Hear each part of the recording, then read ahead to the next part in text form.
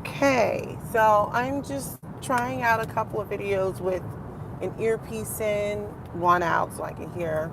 Um, yeah, so I gotta find a better car situation for my phone. Okay, so yeah, I'm trying out different things just to see if it's better with the background noise because when I'm in the car, you guys get the background noise of me driving on the road. Why is this car going like super slow? Now I gotta be extra, get all over doing too much. Anyway, so look, welcome, welcome, welcome. I'm the Black Opinionated Woman, also known as a Bo. I should have led with that. And the title of this was basically transgender. What did I call it? The role of transgender in future competitive sports. I forgot what I even called this. It was something that I just put in there really quickly. So I have been quite fascinated lately about things related to, oh, just popped in transgender future in competitive sports. Okay. YouTube just let me know. So I've been really fascinated lately with this whole topic around transgender and expression in sports and all that stuff like that. So I got out of the shower this morning and one of the I turned on my iPad. I was like, what's going on? I haven't had a chance in the last few days to catch up on much of anything because I've been working on this work certification. And so one of the things that popped up was it was in relation to transgender stuff. And I've heard some grumblings of this in the past about um, the FINA governing body decided that no, you cannot, if you are a transgender woman, you cannot participate unless you have transitioned before you were 12 or something. So, like basically, you couldn't have gone through puberty. I wish it was just definitive altogether. Like, you must compete with your biological sex. But it is a step in the right direction. But the reason why I wanted to comment on it was because someone had interviewed Leah. Now, I don't know if this was before, I think it was after the decision. And, okay, why is my phone so tacky? This is all the way tacky. So basically, I'm paraphrasing. I wish I was running this through StreamYard. I would throw my bottom ticker up. So this is, I'm paraphrasing, but I'm going to say everything is alleged because I can't remember the exact words that were said. So I'm just going to paraphrase, okay? So Leah Thomas, originally born as Will Thomas, said that, it wasn't about basically, I think, trying to be. Well, okay, so what Leah Thomas basically said was when Leah Thomas was competing with the men, he I guess when Leah Thomas was a he wasn't happy. So he was all about being happy. Took a year off to do some, I guess, hormonal transitioning. I'm not sure exactly what happened during the transition. I guess it was hormonal or whatever. And then became Leah, and then she was now happy.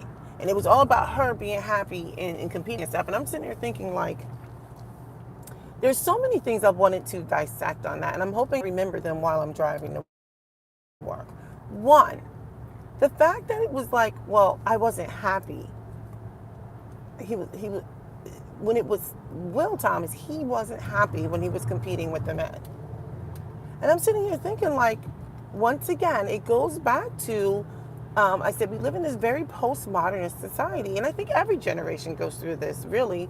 But it was all about me. I wasn't happy. So I decided to transition into a woman. And so I can compete as a woman. I wasn't happy. So now it should protect all women. But I'm like, I don't really believe that Leah Thomas is now a woman, regardless of how you want to split hairs on definitions, because right now it appears that we are in this process of redefining language. So anyway, I was listening to this I wasn't happy when he was a he, so I decided to transition. So it goes back to number one. Number two, with this transitioning,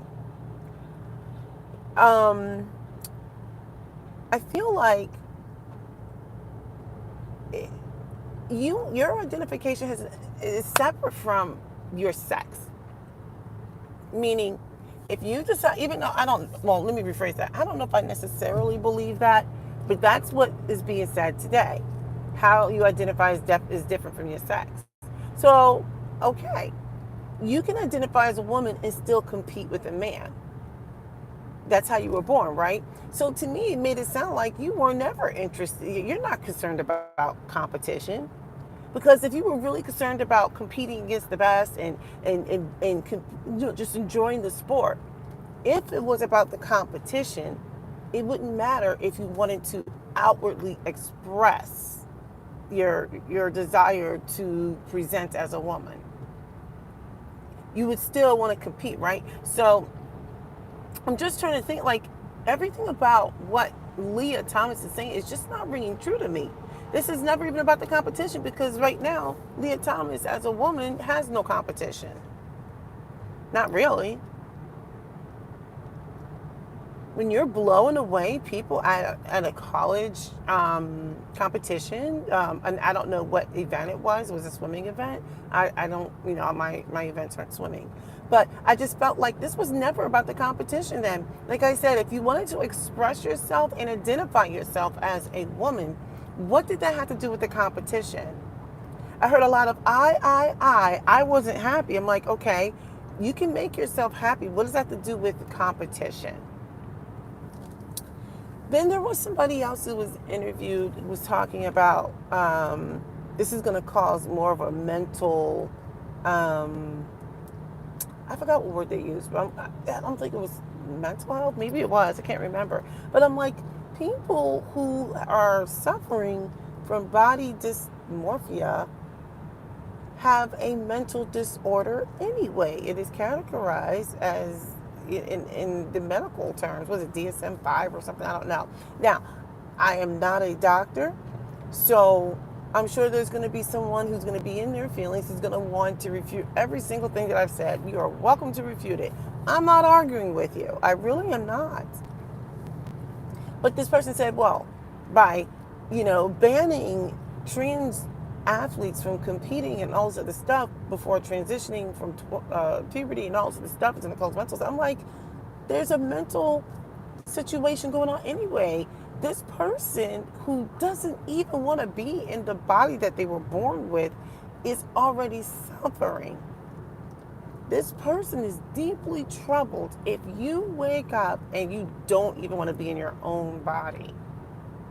So talking about this creating of more mental anguish or whatever the wording was used, I'm like, you can miss me on that one, because I'm like, this person is already troubled. So now we're going to layer on top of that. And so the thing that frustrates me more is we no longer like to marry sex and gender together, right? Sex being the biological way that you were born, and the I guess the organs and whatever comes with being with XX and XY chromosomes, right? You got that, and then you have those characteristics that are typically expressed with that, which I would say is gender. But now, because you have a small group of people who are troubled, deeply troubled people, still valued people in society, regardless of what other people say, because there's going to be some people out there who are really not going to like transgender people, whatever, right? They're not going to like them. I feel like you've got these troubled members of our society, and I said it, they are members of our society, whether people like it or not. These are real people who are deeply troubled. Like I said, I don't have to agree with some of the stuff that's going on, but I still feel like we should recognize, people who are going through whatever they're going through. I cannot identify, but I think the thing that's troubling me is such a small portion of the population is so troubled that they now want to redefine language. You don't call me this pronoun. I identify by this. So it's kind of basically saying, like, I don't care that you identify pronouns based off of like sex and stuff, right? Which we also married to gender. But now they're saying, like, no, I don't want my pronouns based off of my sex. I want my pronouns based off of how I think and feel. Shenanigans. And not only that, it's like we want to make all these exceptions. And I'm sitting here thinking, like, if most people who really are about that competition, they're about the competition, right? So if you are a man who wants to compete at the highest level, regardless of how you identify and express, if you want to compete at the highest level, you would think, I'm going to compete at this highest level. I want to compete, and I'm going to compete within my gender. I mean, within my sex. But I get the impression it was never about the competition. It was never about the competition. So transitioning, or fake transitioning, because I don't believe you can transition into a woman within a year, right? Transitioning and then blowing women out, there's no competition. I'm like, well, what are your real motivations? And when the person was interviewing Leah Thomas, it's like, well, I want to be happy. I'm just like, you're not telling me anything. It was like a bunch of circle talk. My apologies for all the noise. So it's a bunch of circle talk, and I'm just kind of like, this makes no sense. It makes no sense. So I know there are going to be some who are going to be in their feelings. And like I said, I think people are allowed to be in their feelings, but I'm also allowed to have my opinion. These are my thoughts. And no, just because I don't agree with everything does not make me a phobe, whether you like it or not. You don't get to tell me how I think. I get to tell you how I think. That's just where I'm at with it. I was just kind of like, what are we doing? And they were having like all of these talks based off of, I don't know. Nevertheless, I wanted to circle back to something I said in the previous video. I was talking about how it's just, you know, I guess maybe I'm just kind of like, I'm confused. I think even when you start bringing in all these other terms, that the whole I'm non-binary, which still makes no sense. I don't care how many ways you want to slice definition, you're still either a man or a woman. There's a small segment of the population, I think it's like 1% or 2%, I can't remember, that are what's considered intersex. But it doesn't mean you're a completely different gender. In my opinion, it means you have both of those organs, or one part of your body has a set of organs or whatever. I'm sorry. I guess sex. I can't even get the words out. One part of the anatomy versus another, right? But it's more like, I would say, an anomaly, or like a mutation or something. You know what? I liken it to, like, you know how like there's people who are born with like an extra finger. You know, we don't say, oh, they're no longer human or something like that, right? Now, this is probably a bad example, but what we say is they have an extra finger. But the norm is to have 10, not 11. And I liken that to people who are born with both sets. It is not normal, right? It is an anomaly. It is like a defect or something. I don't even know what word to use for it, but it doesn't mean that you're a different, gender or whatever. But anyway, so like I said, like, all of this becomes quite confusing. I just think it's like the audacity of people to think, well, because I am unhappy now, I want to redefine language. We're literally now trying to say, you can't call me a pronoun based off of biology anymore. I now want to be called pronouns based off how I think and feel about what gender that I think I am. And depending on who you talk to, they'll say there's many different genders. I'm like, get the F out of here. No, there's not. It's like common sense has left the room. And so what happens is, when you challenge some of these ideas, instead of thinking from a very rational point of view, people will say you're a phobe. It's easy. It lets you off the hook because now there's no accountability for you dog walking your thoughts, right? Let's walk that dog. What does this mean when you say non-binary? And how can you be in the same community as those who are trans? Because if you don't believe that you have a gender or sex or whatever, or gender, and then trans people want to change genders, I'm like, how is that part of the same community?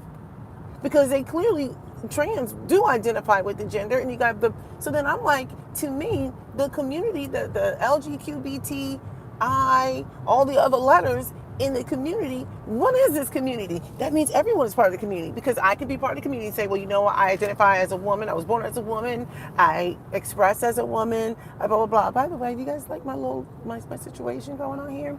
So yeah, I'm just sitting here thinking like, I feel like they need to add H to the LGBT community. Add H in there. Because you can be not a gender, am a gender, multiple genders, your gender, my gender. We can express ourselves however we want. I'm going to lobby, you know what? I think the LGBT community is discriminatory, and I want them to put an H in there. We're all part of the same community. We're going to put the H in there.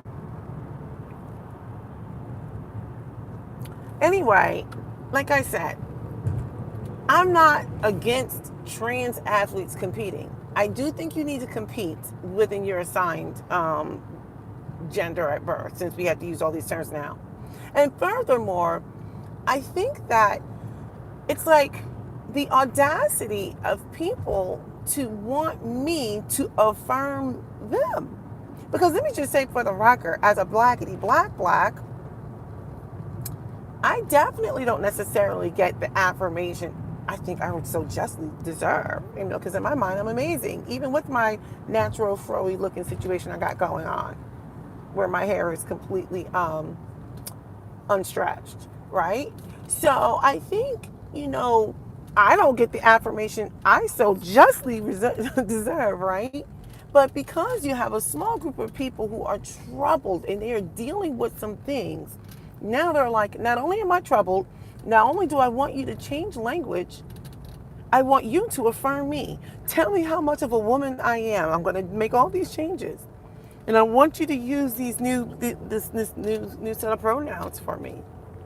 Or I don't believe I'm anything. I'm non-binary, so call me they, them, the, us. I don't know. I can't even keep up. Like I said, the LGBT community is so confusing because it's like it's everything and nothing. Everything and nothing. It doesn't even make sense anymore. I'm like, you've got people wanting you to affirm something that I'm like, wait a second. I shouldn't have to affirm your mental disorder because it is classified as a mental disorder for trans. Body dysmorphia that's what it says in the books. DSM-5. I should not have to now affirm your disorder. And like I said in a previous video, I find it interesting when you're dealing with somebody who's an anorexic or something like that, and they have body dysmorphia issues, we treat the mental situation, right? We say, like, why do you think that you're fat, or why do you think, whatever, like, why are you throwing up? Why are you starving yourself? They treat whatever is going on in them. Was there trauma? Blah, blah, blah. You treat that. What we don't do is co-sign the bad behavior, and maybe I shouldn't even use the bad behavior, the behavior. We don't co-sign the behavior and say, well, because you feel like you're fat, but you're like 80 pounds, we're going to co-sign this behavior and say, you know what? You're right. You have the right to do this. So won't you go ahead and starve yourself thin another 10 pounds, even if you are 8 feet tall. Go ahead, starve yourself thin. Here, let me give you the recipe in order for you to see yourself the way you want to be seen. This is the recipe.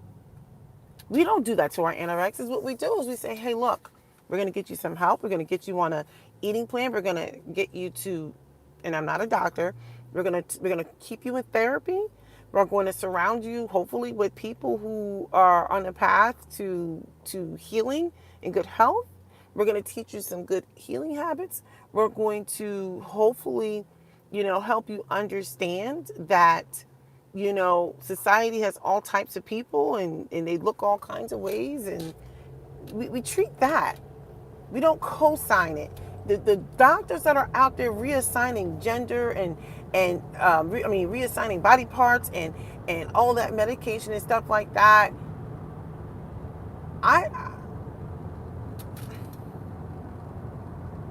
I feel like they're I don't know. I don't even know what word I don't know what word I want to use.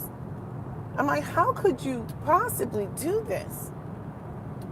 How could you do this? Especially to children. I mean, what you're doing as an adult, if you are not happy with yourself, there's always going to be a section of the population that's just never going to be happy.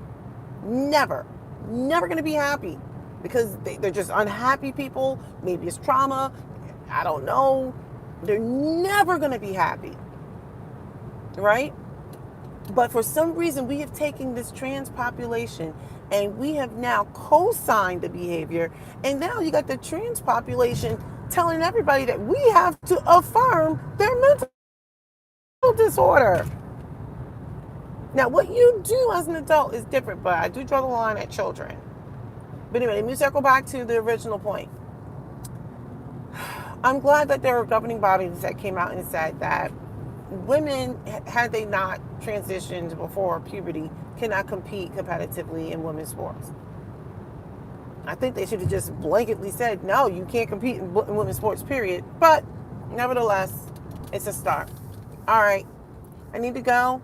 Leave a comment. I'm sure there's some of you that are mad. I get it. You are allowed to be mad and be in your feelings, and I'm allowed to have my opinion. Have a good one.